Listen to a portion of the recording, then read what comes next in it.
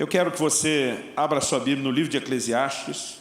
Enquanto você vai achando, eu quero só recomendar alguns materiais que nós temos à disposição lá fora.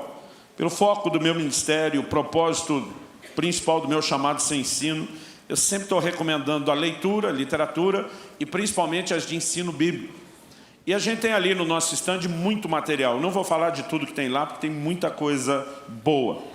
Mas nesse ano 2018 nós publicamos o livro de um amigo, que é daqui de BH, o Drummond Lacerda. Ele é professor no Seminário Teológico Carisma, e ali ele dá uma aula, um módulo chamado Maturidade Cristã. Ele conseguiu colocar no livro o essencial desse módulo, e o título do livro é Fora do Alcance das Crianças.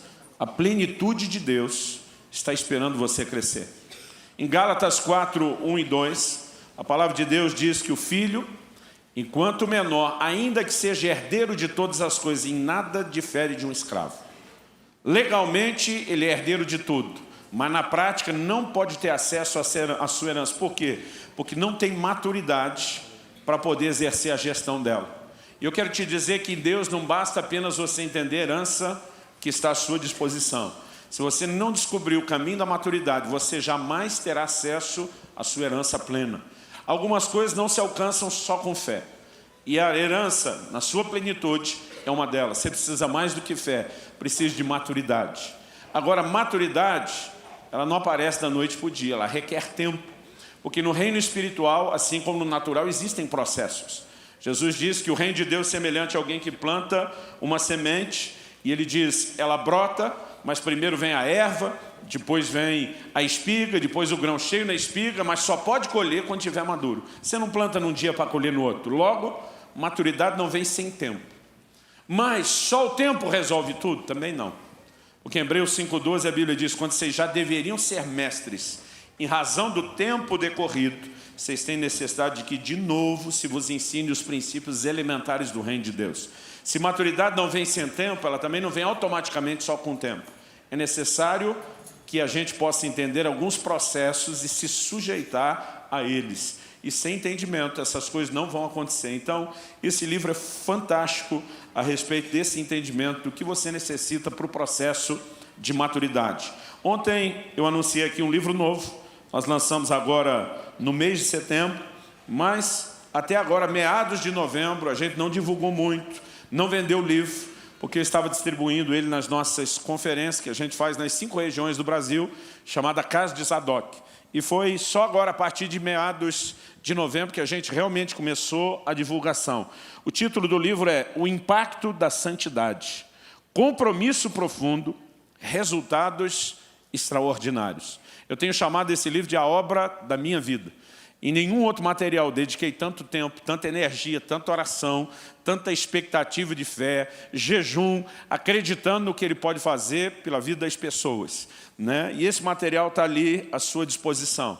É um verdadeiro manual da doutrina da santificação, trabalha muito a ideia, né, de caráter que nós precisamos manifestar na nossa vida, e esse material normalmente chega nas livrarias. Eu brinquei aqui ontem, vou repetir, para não mentir, dizer que é 40, ele chega por R$ 39,90. É um livro com 344 páginas. Nós estamos colocando um preço sugerido ali fora de R$20, que é metade do preço. Por que sugerido? Porque se você ainda não puder pagar os R$20, a gente vai deixar você fazer o seu preço.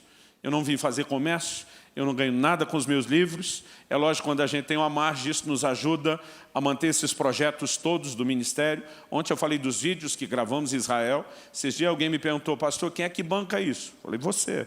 Quando compra um livro nosso, está nos ajudando a pagar essa conta, né? Agora, se você não puder pagar o livro, ainda que pela metade do preço, ainda que ele esteja parcelado em 5 de 4 sem juros, né? É só você chegar lá e usar uma senha. Então guarda a senha aí, que ontem já funcionou para quem precisou dela. Você tem que chegar lá no nosso stand e falar para os irmãos que estão atendendo a seguinte frase. Tem que falar assim, diante de Deus, eu não posso pagar os 20.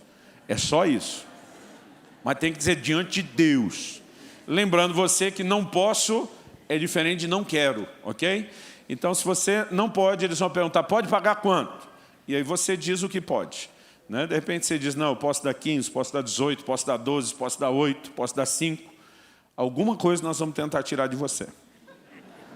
Um dia uma senhora falou para mim, pastor, só tenho R$2, nem adianta. Eu falei, pois me dê, pelo menos diminui meu prejuízo. Né? E você sai dizendo para os outros, comprou um material barato em vez de dizer canhou. Agora preste atenção, alguém falou ontem, eu vou tomar emprestada a frase, não sei nem de quem é, mas disseram lá no estande que alguém falou que isso é melhor do que panetone para dar no fim do ano. Se você quiser pegar mais 2 livros, nós vamos fazer 3 por 40. Pastor, o livro está encalhado? Não, de jeito nenhum, é lançamento. O que nós queremos é que essa verdade alcance o máximo possível de pessoas. Fim do ano está aí, oportunidade de dar presente vai surgir, então você pode, né, pegar mais. A cada 3 livros, né, a cada 2 você pega, o terceiro sai de graça. E você pode decidir a quantidade. Agora, nós temos também um outro material ali, que para mim é um dos melhores livros nessa área de santidade que eu já li. Eu sei que o pastor Paulo, que a gente acompanha de longe, andou pregando sobre isso, que é o livro do John Bevere, um dos meus autores preferidos. Kryptonita, como destruir o que rouba a sua força. Né? Os 2 juntos estão saindo pelo preço de R$1,40. Em qualquer livraria, o preço de capa dos 2 sairia R$85. A nossa intenção é colocar na sua mão uma ferramenta e te ajudar. Se você achar que tem liberdade para isso, olha para o vizinho ao lado, faz uma cara bem profética, fala, eu profetizo, você vai me dar um livro desses de presente. Você pode usar até o jargão pentecostal, deixa Deus te usar, vaso. Vai que cola.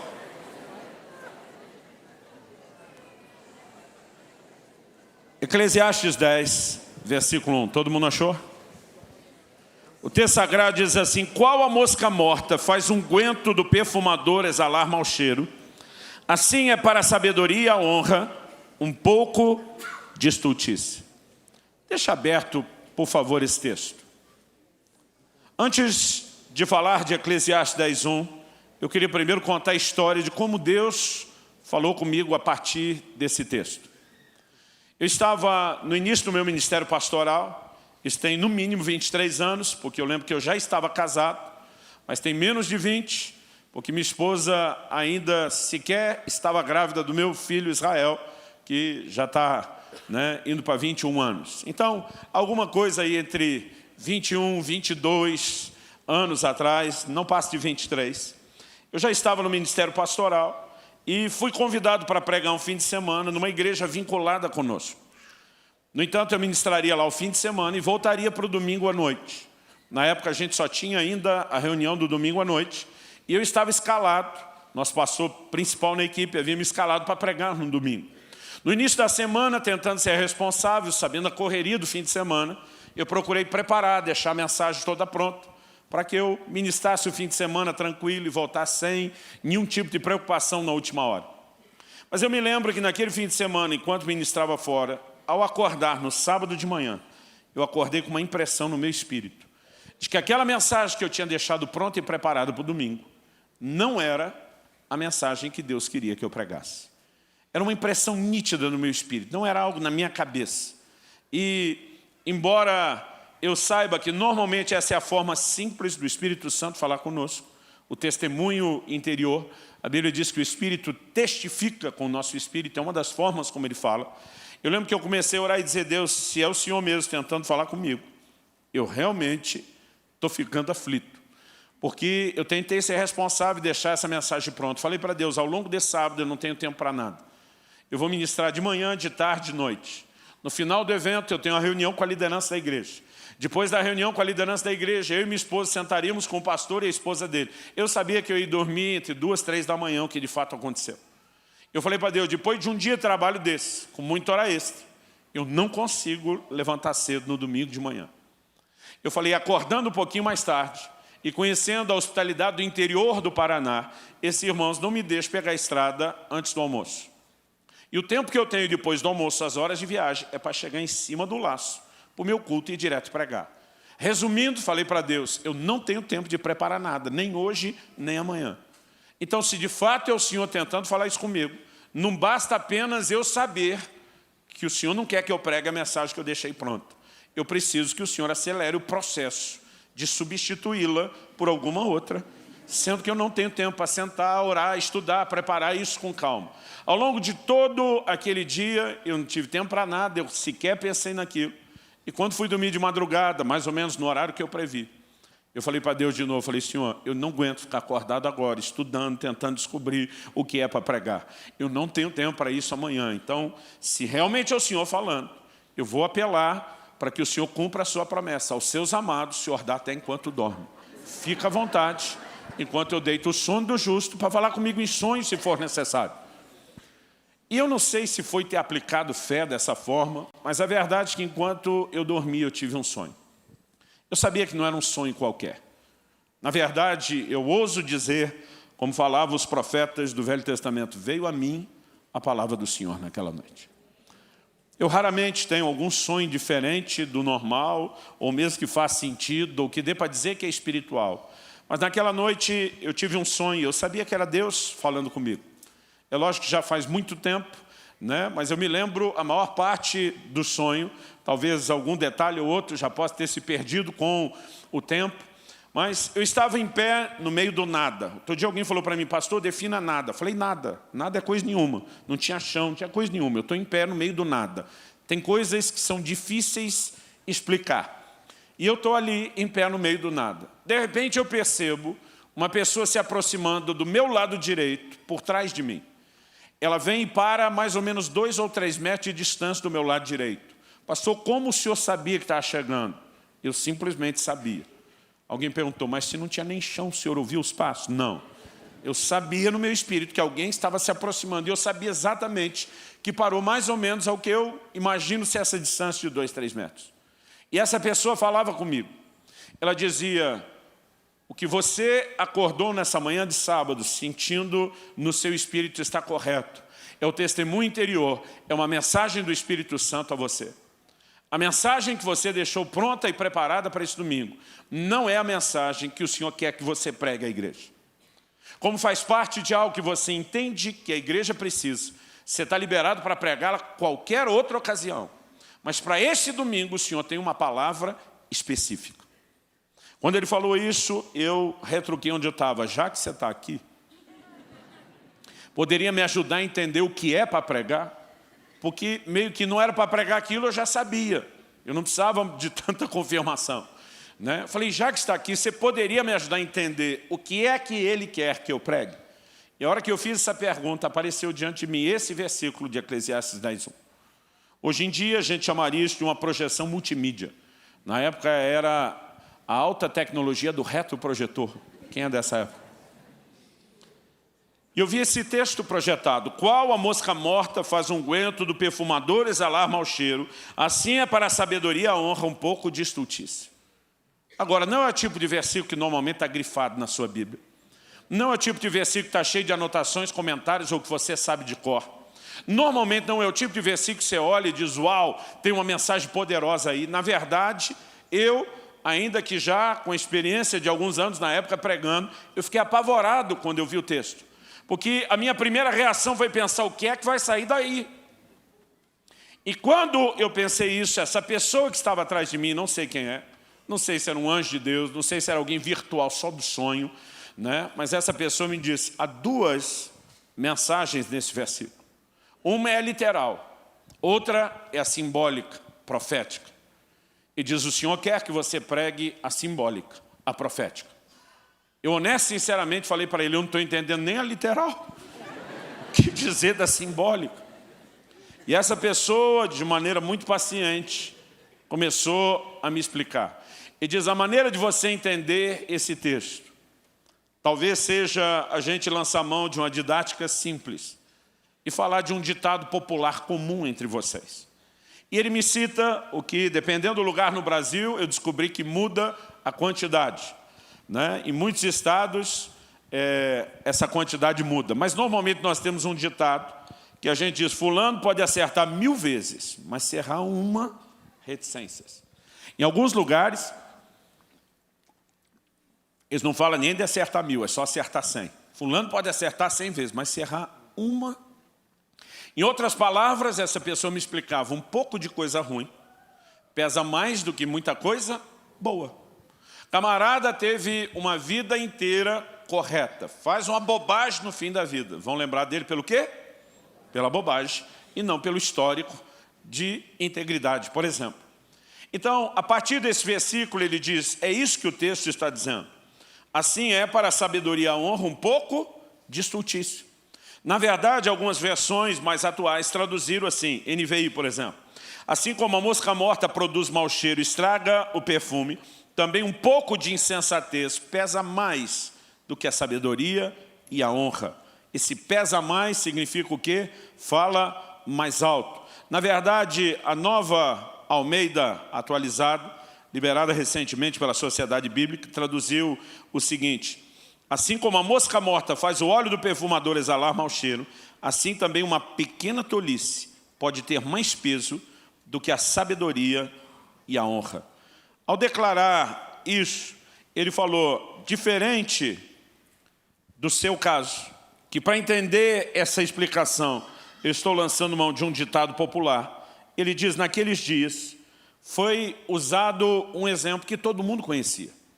Quando fala do unguento ou do óleo do perfumista, nós estamos falando de algo que era uma realidade comum conhecida naqueles dias. Eles não tinham perfumes industrializados, como eu e você temos hoje. Como se produzia perfume na antiguidade? Eles colocavam no óleo, para permanecer ali curtindo por muito tempo, essência de plantas e de flores. Porque o óleo, o azeite, ele tem a capacidade de puxar tanto o sabor como o cheiro. Tanto que até hoje na culinária a gente usa muito isso. Se coloca um monte de ervas dentro de um óleo, né, e ele não apenas vai estar aromatizado, mas ele vai ter um sabor diferenciado. Esse era o mesmo processo que nós ainda usamos na culinária, eles usavam para produzir perfumes.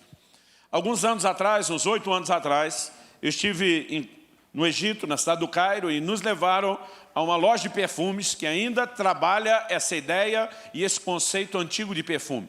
Eles colocam a essência, ainda que hoje industrializado, do perfume no óleo. Não tem fixador, não tem nenhuma química, não tem álcool, né? É simplesmente a essência no óleo que vai curtindo e eles ainda usam o perfume dessa forma e dessa maneira. Agora, o que é que ele está dizendo? Que se uma mosca caísse nesse perfume que estava em produção, e essa pessoa no sonho dizia, não pense na mosca doméstica. Ele diz, o que eu vou falar para você como exemplo não é o que eles tinham lá, mas é o que te ajuda a entender o que está sendo dito. Essa pessoa no sonho falou para mim, em cada estado do Brasil, esse inseto muda de nome. Mas no interior de São Paulo, onde me criei, a gente chamava ele de Maria Fedida. Eu não sei como é aqui. Tem lugar que é fede, percevejo, né? Mas tem um inseto miserável que quando morre, ele elimina mau cheiro. Então, o texto está falando que esse inseto, ao cair no óleo e morrer, o mau cheiro dele comprometia o perfume que estava sendo preparado ou produzido. Em outras palavras, um pouco de inseto poderia comprometer muito perfume. Ele diz, ele usa isso como exemplo para mostrar que um pouco de estultícia compromete toda a sabedoria e a honra. E diz, essa é a mensagem literal. Mas ele me diz, Deus quer que você pegue a mensagem simbólica, profética. Então essa pessoa no sonho dizia, o óleo é uma figura da unção do Espírito Santo. O perfume, entre outras coisas, ele me dizia, fala do bom testemunho. E ele cita, segundo aos Coríntios, capítulo 2, verso 15, quando o apóstolo Paulo diz que Deus manifesta por meio de nós o bom perfume de Cristo.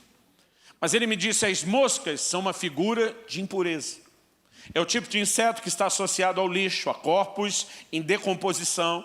E ele diz, são uma figura de impureza. Comentário meu, não dele agora.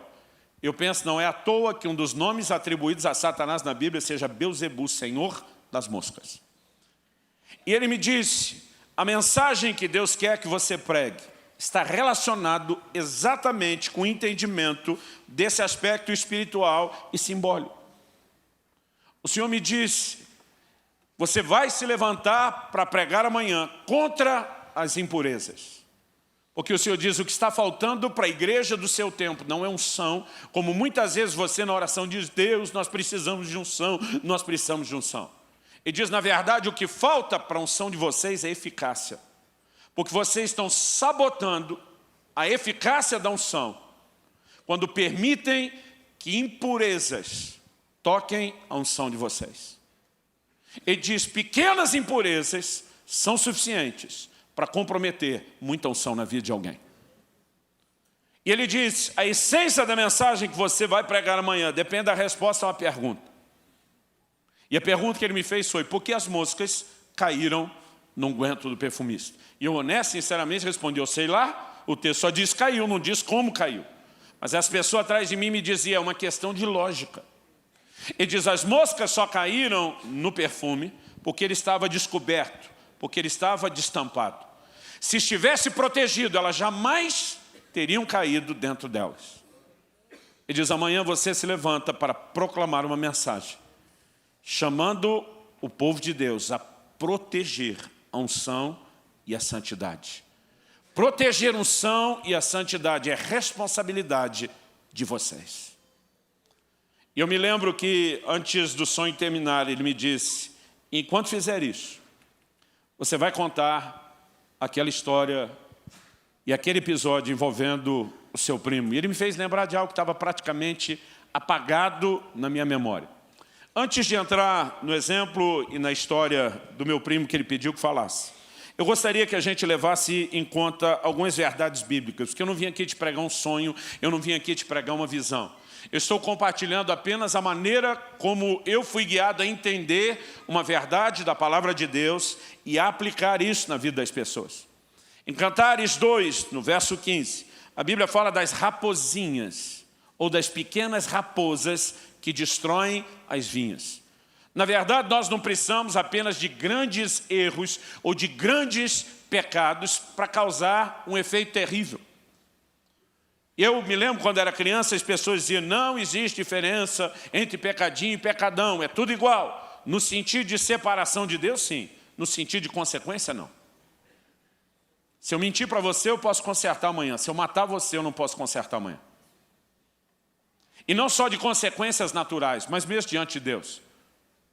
Jesus olha para Pilatos e diz, quem me entregou a ti, maior pecado tem. Então Jesus está falando de um tipo de pecado que é maior do que outro. Em 1 Samuel 2,17, quando a Bíblia fala dos filhos de Eli, a Bíblia diz, era muito grande o pecado que eles cometiam perante o Senhor. Então não dá para dizer que não há diferença. Há diferença. O problema é que muitas vezes, em nome da diferença, a gente torna justificável aquilo que a gente acha que é pecadinho e não pecadão. E a verdade é que, embora haja diferença, pecadinhos são suficientes para produzir muito estrago na nossa relação com Deus. E nós precisamos entender a importância do chamado à santidade. E nós precisamos entender a importância de nos manter longe de toda e qualquer forma de impureza. Por favor, diga amém. No seu livro Fogo Consumidor, o pregador argentino Sérgio Scataglini faz o seguinte comentário. Ninguém poderia considerar a ideia de comprar uma garrafa de água mineral em cujo rótulo estivesse escrito 98% de água pura mineral e 2% de água de esgoto. Você compraria esse tipo de garrafa no supermercado? Mas é só 2% de água de esgoto. Ele diz, contudo, muitos cristãos permitiram que o esgoto espiritual se infiltrasse em suas vidas. Se você não beberia 2% de esgoto, por que você acha que Deus está contente com 98% de santidade da sua parte e Ele toleraria 2% de esgoto? Nós precisamos entender, querido, que ainda que a nova geração fique repetindo o que parece aquele mantra, aquele discurso de esquerda, de gente que não pensa e só repete o que ensinaram eles. Porque isso tem acontecido dentro da igreja. A gente começa a falar sobre santidade, um levante diz legalista, fariseu, religioso. Ele não quer nem levar em consideração o que a Bíblia diz. Ele está vacinado a qualquer coisa que ameace um estilo de vida liberal dele. E nós precisamos entender que a mensagem de santidade não é uma mensagem que visa pôr peso sobre a gente. Eu gosto da definição do John no livro Kryptonita, quando ele diz que a santidade não é um fim em si mesmo. Ela é uma ponte para a intimidade com Deus. E nós precisamos entender isso. Dá uma olhadinha comigo na segunda carta de Paulo aos Coríntios, no capítulo 7 e no versículo 1. Segunda carta de Paulo aos Coríntios, capítulo 7, verso 1. Ele faz a seguinte declaração. Tendo, portanto, ó amados, tais promessas. Que promessas são essas? No final do capítulo 6, e a gente tem essa mania de ler a Bíblia separando os capítulos, e ela não foi escrita com essa separação.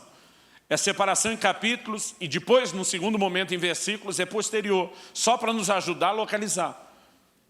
Mas às vezes porque a gente separa como se fosse assunto diferente, a gente perde continuidade. No capítulo 6, já no versículo 16, a Bíblia diz que o Senhor, Ele próprio disse, habitarei e andarei entre eles, falando do seu povo. Eu serei o seu Deus e eles serão o meu povo. Mas ele continua e diz, por isso retirai-vos do meio deles, separai-vos, diz o Senhor, não toqueis em coisas impuras, e eu vos receberei. Serei vosso pai, vós sereis para mim filhos e filhas, diz o Senhor Todo-Poderoso. Deus está dizendo, eu quero ser o seu Deus, eu quero andar no meio de vocês, eu quero ser o seu pai, mas para que eu possa recebê-lo, você tem que se separar das coisas impuras.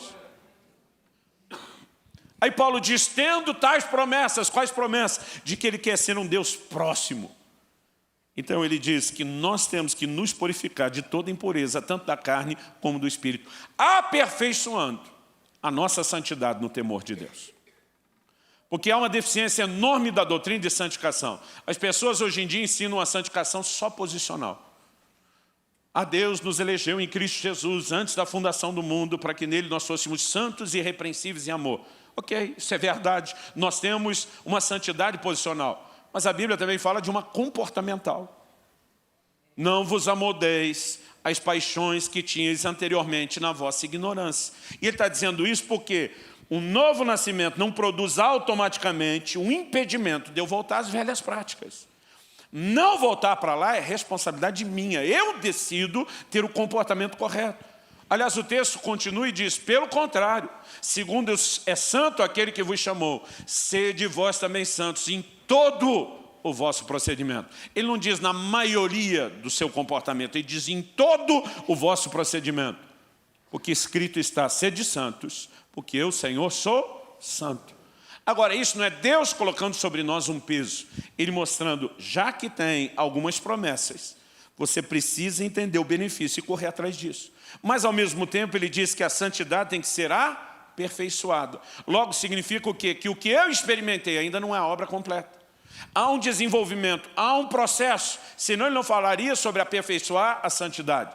E ele não está com isso querendo dizer que a santificação inicial não foi feita direito da parte do Senhor. Ele está dizendo que é um processo e nós precisamos avançar e crescer dentro do processo. Quem está entendendo, diga amém. Eu me lembro quando ainda garoto, ouvindo meu pai pregar, já está com o Senhor, mas ele foi um pastor, né, durante muitos anos, até o Senhor chamá-lo, e um pregador que eu admirava. Eu me lembro de um dia, papai está citando Isaías 1,18, onde diz ainda que os vossos pecados sejam como escarlate, ou como o carmesim. Pense em dois elementos de tintura terríveis, difícil de ser removido de um tecido. Para você ter uma ideia, não é igual, mas talvez chegue perto do nosso conceito. Imagina você pegar uma pasta de açaí puro da Amazônia e derrubar numa camiseta branca. E depois você diz, tem que remover isso. Agora, escarlate e carmesim eram considerados tinturas ainda mais fortes e difíceis de ser removidas. Deus diz ainda que os vossos pecados sejam como eles. Pensa em algo, né, que deixava o tecido encardido, sujo, bem pintado. Deus diz, eu os tornarei brancos como a neve. Eu os tornarei como a pura lã. E me lembro ainda de papai pregando e dizendo, Deus não está dizendo só que Ele remove a sujeira e traz pureza e limpeza na nossa vida. Eu lembro meu pai comentar, enquanto pregava, o seguinte, ele está falando de dois exemplos bem distintos. Quando diz serão brancos como a neve, ele está falando de algo que cai do céu para a terra. Isso é a nossa santificação em Cristo Jesus, que nos é imputada pela fé. Mas quando ele diz será como a lã, ele não está falando de algo que vem do alto, ele está falando de algo que brota de dentro para fora. É um segundo processo, isso já não é santificação inicial. Na teologia nós chamamos isso de santificação progressiva. É quando a natureza de Deus começa a dominar o seu íntimo e você vai transbordando santidade e um processo de aperfeiçoamento da santificação. Nós precisamos andar nesse lugar e entender que esse aperfeiçoamento vai sem parar. O posicionamento firme, dizendo não a qualquer impureza, tem que ser o tempo todo. Não é apenas em momentos de consagração, quando eu preciso de uma bênção de Deus, então vou manter longe. Não é porque o culto de ceia está chegando, e aí eu tenho que estar com a vida em dia. É um estilo de vida que visa o quê? A comunhão e a intimidade. Jesus diz, aquele que tem os meus mandamentos e os guarda, esse é o que me ama. Ele diz, eu também o amarei e me manifestarei a ele. Ele está dizendo, se manter longe do pecado, andar em obediência à palavra, vai produzir intimidade no nosso relacionamento, vai me permitir me revelar na sua vida, e é isso que nós queremos. Então, santidade não deveria ser um peso, mas nós precisamos compreender que ela é a ponte para a intimidade com Deus. E santidade é o nosso maior patrimônio. Outro dia alguém disse, Deus é o nosso maior patrimônio. Eu falei, mas sem santificação você não vê a Deus. Então não dá para você valorizar Deus e não valorizar a santidade. Porque a falta dela te impede de ter Deus o seu maior tesouro. Eu me lembro de uma ocasião na adolescência, um amigo chegou para mim e falou, você venderia o dedo mindinho da sua mão esquerda por $1 milhão? Eu falei, eu não. Ele falou, cara, mas você mal usa isso para nada. $1 milhão. Eu falei, não venderia. Ele foi 10 milhões. Eu falei, para antes que eu aceite. Mas ele olhou para mim e falou, dedinho caro esse, não é? Eu falei, não estou entendendo esse comentário, para onde você vai? Ele falou, agora você vai entender para onde eu vou. Ele falou, quanto vale a santidade de Deus na sua vida? Porque Jesus disse, se for necessário, você corta a sua mão, arranca fora, mas não peca.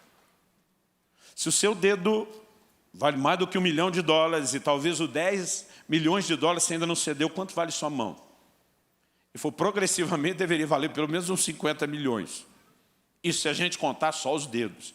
E se os outros tiver só o valor do dedo mindinho. Ele diz, quanto vale santidade para você dizer, eu fico sem ela toda, mas não peco. Ele olhou para mim e falou, nosso grande problema é não entender o quão importante é a santidade. Porque a gente luta como se fosse uma coisa ruim que Deus está tentando empurrar na nossa vida, quando deveria ser uma das coisas mais desejáveis na vida de cada um de nós. Entendendo o que ela nos proporciona, o que ela nos permite viver em Deus. Eu gosto de uma frase de Tozer. Ele costumava dizer, santos sem santidade são a tragédia do cristianismo. Nós estamos tentando subtrair uma doutrina que não é opcional, ela é essencial. E o problema é que nós estamos fazendo isso aos poucos, em nome de uma falta de cuidado e de vigilância que só é potencializada por uma doutrina cada vez mais equivocada. As pessoas estão distorcendo hoje em dia o entendimento do que é a graça. Graça, em muitos círculos cristãos, virou uma complacência ou uma permissão para pecar. É quase que a mensagem, na minha opinião, de um Deus fracassado, dizendo, já que eu não consigo te mudar ou transformar, eu sento e choro com você todo dia, dizendo, eu te entendo, tudo bem, eu não te condeno, porque afinal de contas você não consegue, nem eu consigo te ajudar. Então nós sentamos e choramos junto, já que não há nenhum tipo de remédio para você. Irmão, deixa eu dizer, nós precisamos parar de pensar que graça está relacionado só com o pecado cometido. Eu sei que a graça nos alcançou quando estávamos no pecado. Aliás, Paulo diz, onde abundou o pecado, superabundou a graça. Mas quem foi que disse que graça só se manifesta no ambiente onde pecados já foram cometidos? Eu pergunto isso porque o livro de Hebreus diz que nós temos que nos aproximar do trono da graça, a fim de que encontremos misericórdia e socorro em tempo oportuno. Qual é o contexto? Ele está falando de Jesus como um sacerdote, sendo alguém que nunca pecou, que entende a nossa tentação e que Ele pode nos socorrer para que eu e você não precisamos pecar. Pelo contrário, possamos vencer como Ele venceu. Graça não é remédio só para quem já pecou. Graça é a maior força capacitadora que eu e você precisamos para não pecar mais. Não faz sentido a graça me arrancar do pecado e ela ficar se manifestando só para me limpar do pecado, para eu continuar vivendo nele. Tito 2, a partir de 11 até o 14, diz que a graça se manifestou trazendo salvação a todos os homens. E diz assim, ensinando-nos que, relegadas às paixões, às impiedades mundanas, vivamos no presente século de forma sóbria, justa e santa. A graça que nos tira do pecado nos ensina a viver longe dele, nos capacita para isso, nos empodera para isso.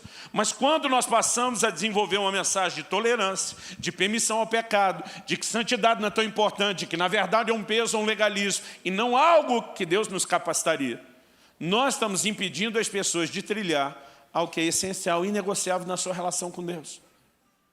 E hoje em dia, como nunca, eu nasci e cresci no lar cristão. Eu estou envolvido nesse negócio desde pequeno, desde criancinha. E nunca vi tanta permissividade e liberalidade dentro da igreja como nós vemos nos nossos dias. E se você falar alguma coisa contra, vão repetir o tal do mantra: religioso, fariseu, legalista. Porque as pessoas precisam defender o estilo de vida carnal onde estão. Porque elas não querem que ninguém mexa nisso.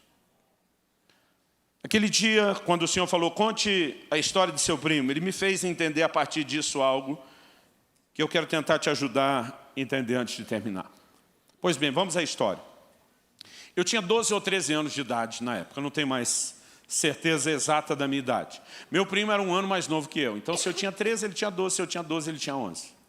Nessa época, um dos lugares prediletos para a gente brincar como garoto, lá no sul a gente fala piá, né? Como menino, eram as casas em construção. Eu sou alguém que no bairro onde me criei, eu vi a maior parte das casas serem construídas. Se não falar a maior parte, no mínimo, uma boa e grande parte. E um dos lugares assim prediletos para a gente brincar, especialmente quando já estavam batendo na laje e tinha um piso acima, para de cima dele pular no monte de areia, era assim o lugar da nossa alegria e realização. A nova geração não sabe o que é isso, eles só jogaram videogame. Não soltaram pipa, não correram atrás de balão, não fizeram muito dessas coisas que a gente fazia.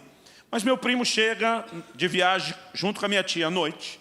Eles dormiram. Dia seguinte, quando acordamos, que seria o primeiro dia das nossas séries escolares, amanhece chovendo. E com a chuva a gente não tinha permissão das nossas mães sair de casa. Papai estava trabalhando. O problema é que a gente não tinha lugar para brincar. Porque fora da casa, que era pequeno, o único ambiente que serviria para isso era a garagem, que era coberta. Mas o mistério dessa geração de antigamente é que normalmente se deixava o carro na garagem a semana inteira e tirava ele só no domingo.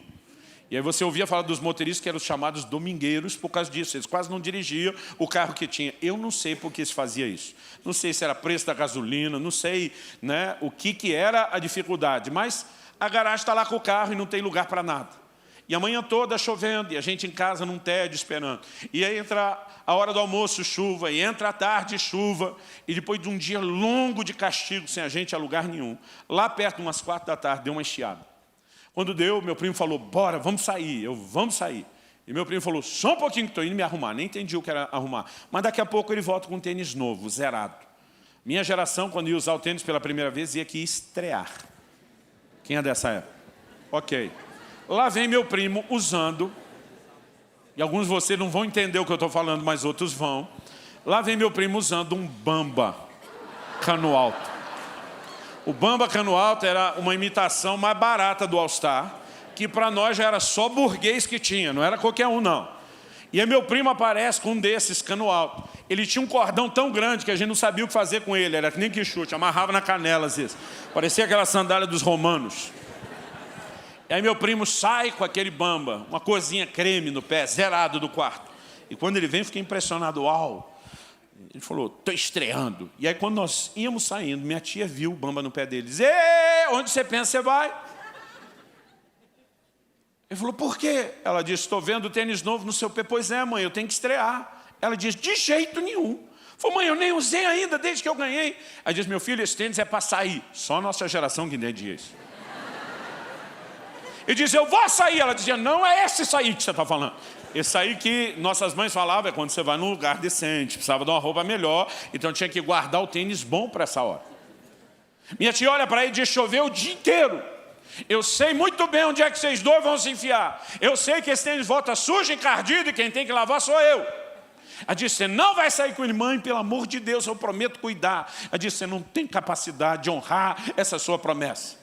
Eu não sei quem dos dois era mais teimoso. Meu primo começa a discutir com a minha tia e nenhum dos dois parecia ceder. A sensação que eu tenho, ela pode ser meramente emocional, é de que essa discussão chegou perto dos 20 minutos. Eu dizia para meu primo, vai voltar a chover? Nós não saímos. Não, mas eu vou sair. Minha tia diz, não vai. Eu falei, mãe, se eu voltar com um pingo de sujeira, a senhora pode me dar a maior surra da minha vida. Quando ele falou isso, parecia uma palavra mágica. Minha tia disse, pois agora vai, só para eu te surrar na volta. E aí nós saímos, e meu primo, no início, está todo cauteloso. Ele andava no meio da rua. Não tinha tanto carro na época, eu ficava o tempo todo olhando, porque no meio da rua.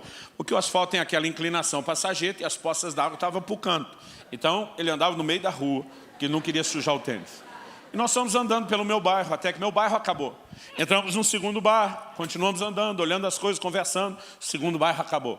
Entramos num terceiro bairro. E quando entramos, a gente viu uma casa em construção. E quando vimos a casa, ele falou, rapaz, já estão erguendo o telhado, você nem me falou disso. Eu falei, nem eu sabia, eu quase não venho nesse bairro. Ele falou, vamos entrar, dar uma olhada. Eu falei, você está maluco? Ele falou, por quê? Eu falei, o Bamba. Sua mãe, cinta na mão, surra, te esperando. Ele falou, não, não vou sujar. Eu falei, amanhã a gente volta. Não dá tempo de fazer nada hoje. Já vai escurecer. Ele dizia, não, eu tenho que entrar lá. Eu falei, não, você não tem que entrar lá. Mas se você tiver muito, tira o tênis. Não, não vou tirar o tênis.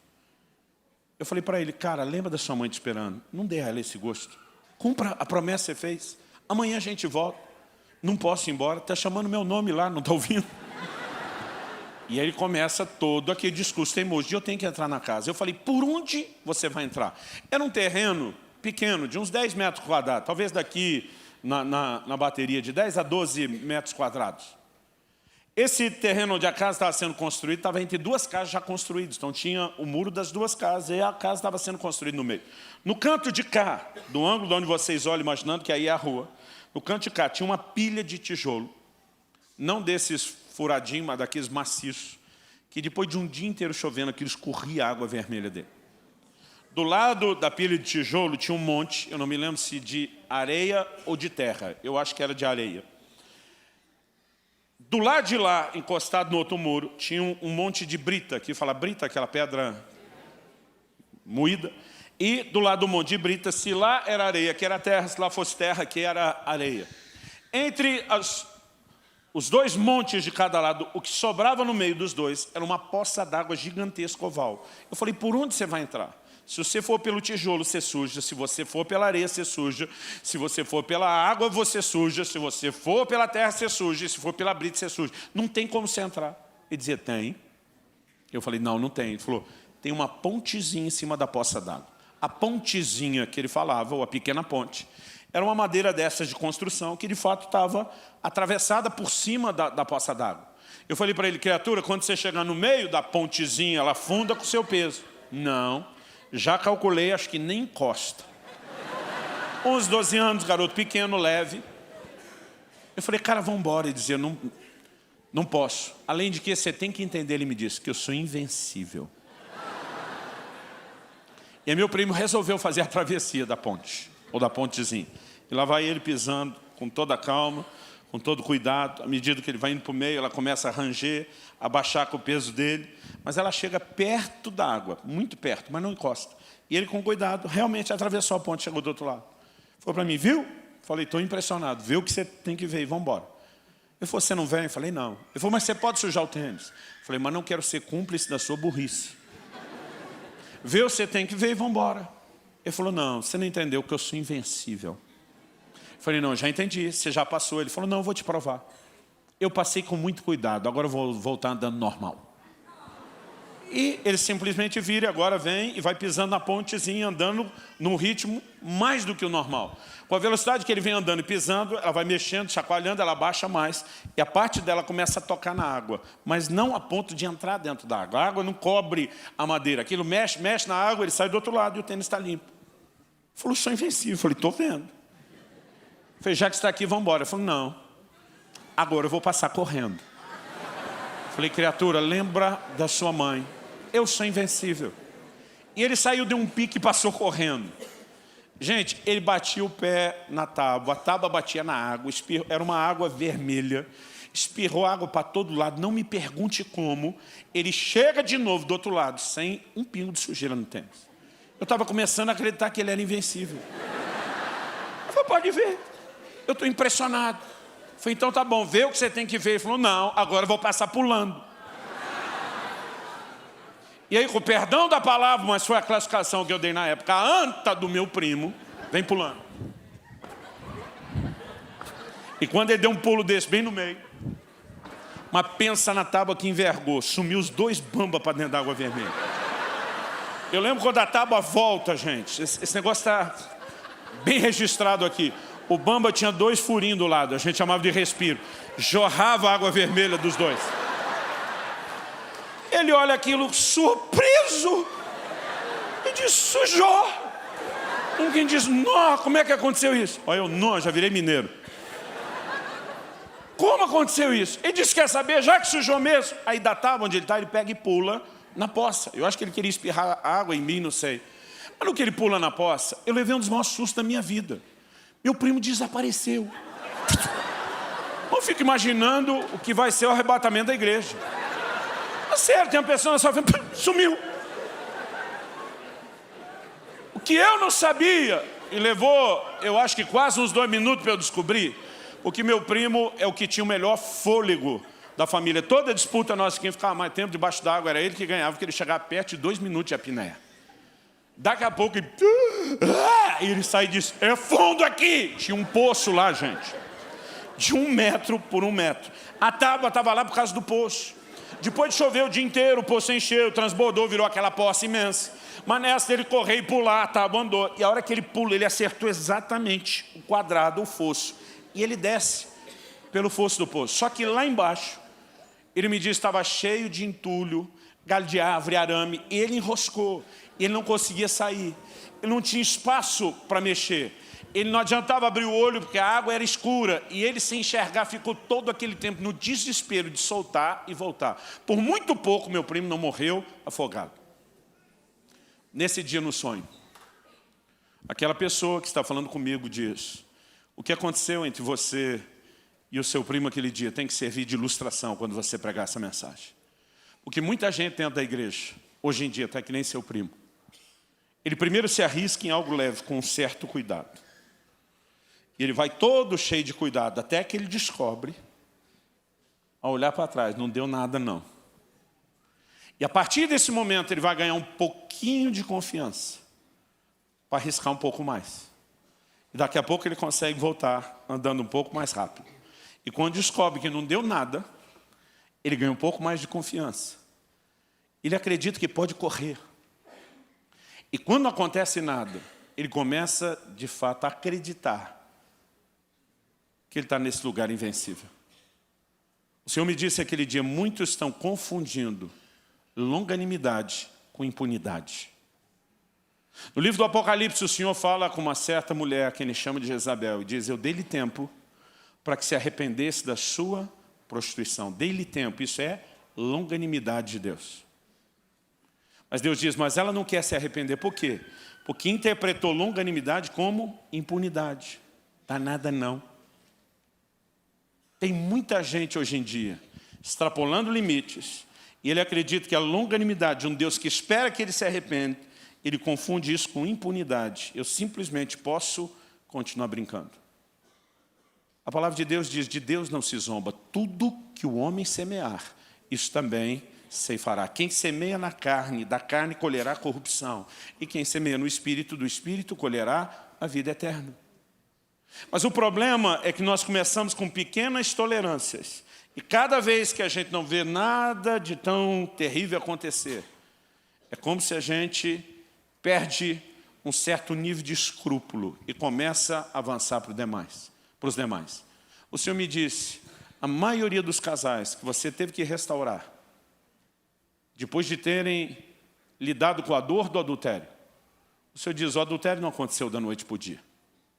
O Senhor diz, a maioria deles nasceu com pequenos jogos emocionais, com pequenos flertes, com pequenas tolerâncias a certas impurezas, que cada vez se constatava, não deu nada, se criava coragem para se avançar um pouco mais. Se o processo tivesse sido abortado nessa fase inicial, nunca teria chegado ao ponto que chegou.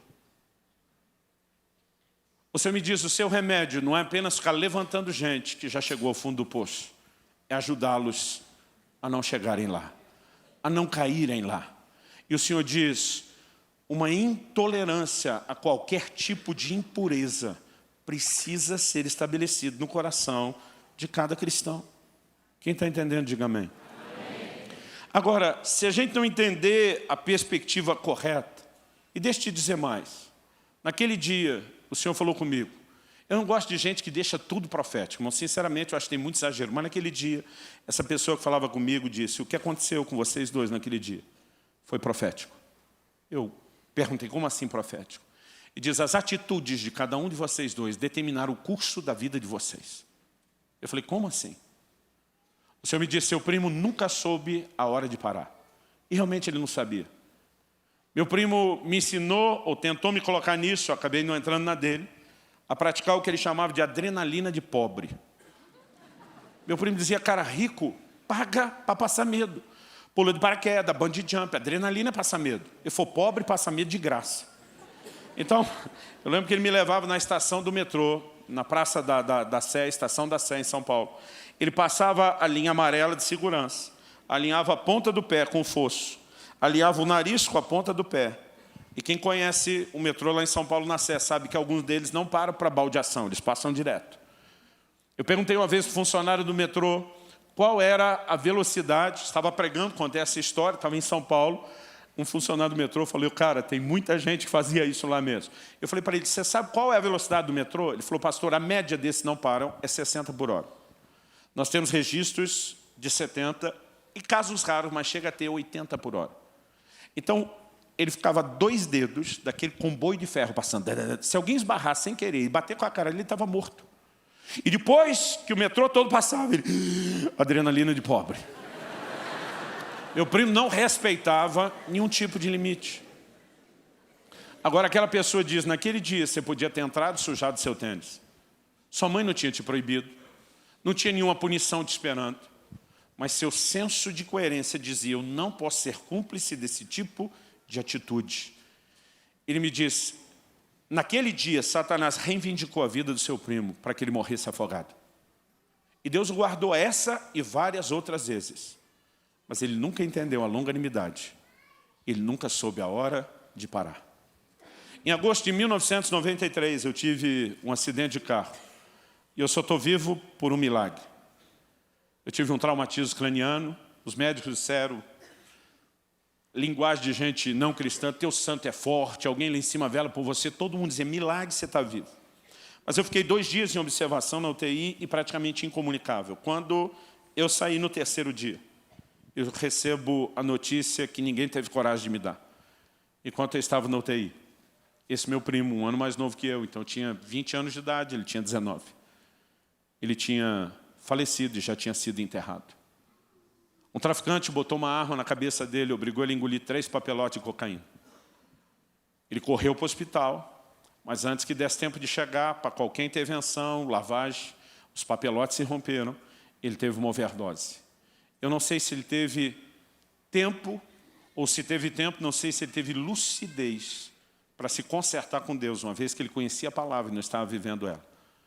Eu espero que isso possa ter acontecido, eu não tenho nenhuma garantia de que eu vá encontrá-lo na eternidade. Eu espero que isso um dia aconteça. Mas o Senhor diz, a vida dele foi poupada vez após vez. E ele nunca soube a hora de parar. Ele diz, enquanto Satanás conseguiu reivindicar e levar a vida dele, a sua foi soberanamente preservada. Mas o Senhor diz, a escolha de cada um de vocês determinou o destino de vocês. E diz, quando você pregar sobre esse assunto, conte essa história. E diga às pessoas que espiritualmente não se comportem como seu primo. Porque tudo que você precisa para anular o poder desse óleo é só um pouco de impureza. Às vezes nós achamos que a gente só vai azedar e estragar as coisas se fizer muita coisa errada.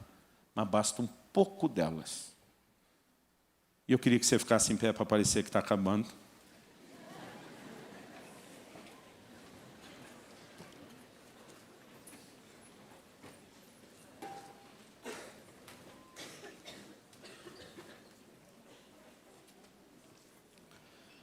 Eu acredito, quando a palavra de Deus diz no livro de Hebreus, ainda não resististes até o sangue na luta contra o pecado, que nós precisamos não só entender que há uma luta contra o pecado a ser travada, como também eu e você precisamos estar dispostos a dar tudo de nós. Quando a Bíblia diz, ainda não resististe até o sangue, está dizendo, se necessário, morra lutando, mas não se entregue. Nós precisamos preservar a santidade, nós precisamos preservar a unção. E eu gostaria que você, nessa hora, pudesse não apenas levar isso em consideração, mas eu gostaria que nós pudéssemos orar e colocar diante de Deus nossas vidas. Eu não vim aqui te apontar o dedo, eu não vim aqui jogar pedra em você, mas eu espero de alguma forma ser um instrumento de advertência. Se você é um desses que está passando pela ponte que não deveria, ou se já está, em vez de passar com zelo e cautela, atravessando sem medo nenhum, ou talvez você já esteja até no nível de quem está correndo nesse tipo de ponte. Normalmente, quando se começa a pular em cima dela, a coisa azeda. Eu espero que você ouça a advertência de Deus, que você se arrependa, que você se posicione, que você se conserte. E a única razão para estar aqui falando desse tipo de coisa é porque é um Deus que ama você mais do que você pode imaginar. Um Deus que sabe o dano que o pecado traz. Não apenas as consequências de estrago na sua vida espiritual, familiar e o resto. Mas Isaías 59 diz que as nossas iniquidades fazem separação entre nós e Deus. O Deus que nos criou para estar perto dele não quer que você estejamos presos no pecado. Ele quer que a gente viva num lugar de profunda comunhão e intimidade. Eu tenho repetido muito ultimamente a frase de Deus para Adão quando Adão peca no Éden. Deus pergunta a Adão, onde você está? Deus não pergunta para ele o que é que você fez. Porque o problema não é o que Adão fez, o problema é onde o que ele fez acabou levando ele para longe de Deus. E Deus diz, onde você está? Que é o desabafo de Deus. Eu não queria ter perdido nossa comunhão e intimidade. Eu não queria você distante. E eu não queria você escondido. Quando eu e você começamos a entender que Deus não é mera e simplesmente um Deus exigente, mas um Deus que nos ama profundamente e que anseia por esse relacionamento de comunhão, de intimidade conosco, nós vamos entender que santidade é apenas uma ponte que nos leva a viver nesse lugar. A verdadeira realização não está no pecado. A Bíblia fala de um dos filhos de Davi, que desejou e muito deitar-se com uma meia-irmã, a ponto de ele dizer, eu vou morrer se não fizer isso, eu preciso. Mas a Bíblia diz que depois de ter se deitado com ela, a repulsa que ele sentiu por ela era maior do que a atração que ele sentia no início. É assim que o pecado funciona. Ele torna as coisas tão sedutoras, tão atraentes, até que você morda a isca. E depois você percebe que o nojo que advém daquela prática é maior do que o interesse que havia por ela. Nós precisamos entrar num lugar onde haja temor no nosso coração. Tem muita gente tentando tirar o temor da nossa doutrina hoje em dia. Mas Paulo diz, aperfeiçoando a nossa santidade no temor do Senhor. Um dia eu estava trazendo uma mensagem séria sobre santidade e falando de temor para um grupo de líderes. E uma pessoa levantou a mão no final e falou, posso te fazer uma pergunta? Eu falei, pode. Ele falou, me ensinar a obedecer por amor. E você está tocando terror na gente. Eu falei, pois te ensinaram certo. Porque foi Jesus que ensinou isso. Aquele que tem os meus mandamentos os guarda, esse é o que me ama. A maior motivação da obediência, da santidade, deveria ser o amor. Ele falou, mas se me ensinaram certo, por que é que o senhor está ensinando o temor? Eu falei, você garante que seu amor é infalível? Eu falei, na opinião de Jesus, ele não é. O que Jesus, falando com o anjo da igreja de Éfeso, falou, você perdeu o seu primeiro amor. Ele está dizendo, você pode perder esse amor que você tem. Eu falei, a pergunta que eu faço para você é, se esse amor for comprometido, o que é que vai te parar? Todo paraquedista, quando pula, tem um paraquedas reserva. O chamado paraquedas de emergência. Pensa no paraquedas que ele não quer usar. Conversei esses dias com um amigo que, como paraquedista, tem uma experiência muito maior que a minha, que é nenhuma. Mas eu gosto de falar que a minha, por um instante, você me imaginar pulando. Falei, cara, me fala um pouco do paraquedas reserva. Ele falou, o nome técnico é paraquedas de emergência. Ele falou, nenhum paraquedista quer usar. Eu falei, por que não? Porque tem medo dele falhar como primeiro? Ele falou, é muito raro o paraquedas de emergência falhar. Primeiro, ele é bem menor, o velame, né, todo ele é bem mais fácil de abrir, ele abre depressa, ele tem um nível de cuidado com a forma como é dobrado, que é muito difícil ele dar problema. Ele falou, então, a gente não quer usar, não é porque tem medo dele não abrir, a gente sabe que ele vai abrir. Eu falei, por que não quer usar? Porque ele falou, como ele é menor, ele chega a ter 30% do paraquedas, do tamanho do paraquedas normal, a gente não desce num voo panorâmico como o primeiro. Na verdade, você vem que nem uma pedra, e se não souber dar as devidas voltas e aterrissar, você se quebra todo na hora de chegar no chão. E diz, aquele paraquedas é só para salvar a sua vida, ele não é um passeio. E diz, mas quando o paraquedas normal falha, todo paraquedista é grato a Deus de ter reserva, mesmo que não queira usar. Eu contei essa história para aquele camarada e falei, o meu amor pelo Senhor é meu paraquedas principal, mas o meu temor é o paraquedas reserva. E a Bíblia não me manda escolher entre um e outro. As duas coisas são partes. Tendo tais promessas, meu amor, meu interesse por Ele, aperfeiçoe a santidade no temor, ficou reserva, porque se o seu amor falhar, alguma coisa precisa parar você. Quem está entendendo, diga amém. Pai, eu tentei da melhor forma possível compartilhar aquilo que o Senhor colocou no meu coração. Mas se o Senhor não vivificar a Tua palavra, terá sido só um discurso, só uma palestra. E nós precisamos de mais, muito mais do que isso. Por isso eu oro por cada um dos meus irmãos e irmãs aqui. Eu oro por aquela aplicação personalizada que só o Senhor pode fazer. Eu oro que a Tua palavra seja nessa noite, mais uma vez, como o martelo que esmiuça a rocha. Todo coração endurecido, empedernido, possa ser tocado pela Tua palavra. Que seja uma noite não apenas de instrução, não só de advertência, mas também de arrependimento, de conserto, de determinação, de andar nesse lugar de cuidado. Ajuda-nos a entender o grito do Teu coração por intimidade. Ajuda-nos a entender santidade como ponte para a intimidade, não um legalismo pesado.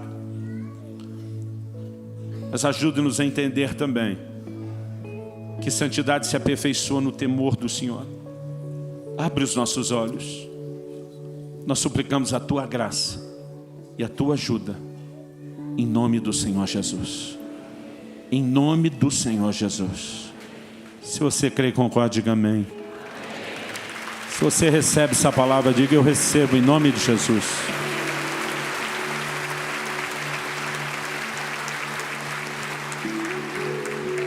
Paulo, imagino que você como pastor ainda vai querer fazer alguma oração com esse povo. Antes disso, eu queria muito recomendar que você levasse esse livro, O Impacto da Santidade. O que eu compartilhei aqui é o resumo de 20 capítulos. Se você não puder pagar nada, eu estou disposto a ofertar o livro na sua vida. Mas se você tem condições, leva mais. Nos ajude a espalhar essa mensagem e alcançar o máximo de gente possível, em nome de Jesus e para a glória de Deus, amém? Foi um prazer servi-los na mesa do Senhor. Deus abençoe.